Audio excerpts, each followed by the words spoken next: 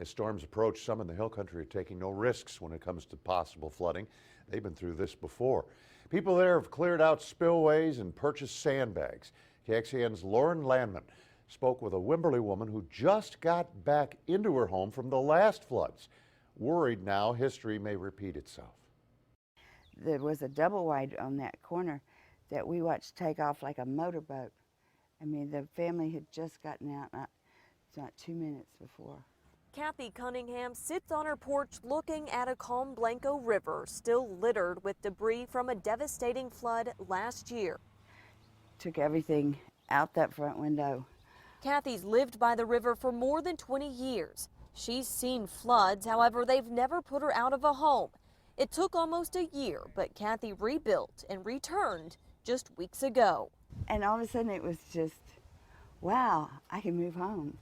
And I've hot shower and you know, stove, refrigerator and all that.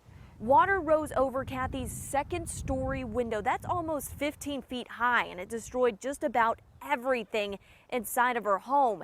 She says she's happy to be back, but the thought of another flood makes her sick.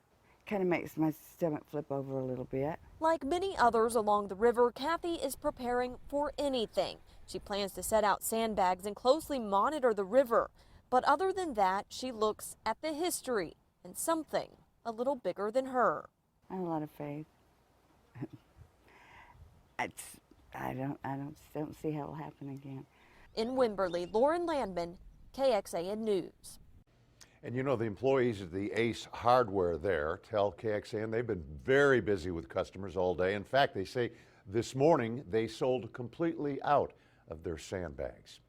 Well, Hays County got the worst of last year's flooding. This time around, officials say they're ready as much as they can be, even though it's not expected to be as bad.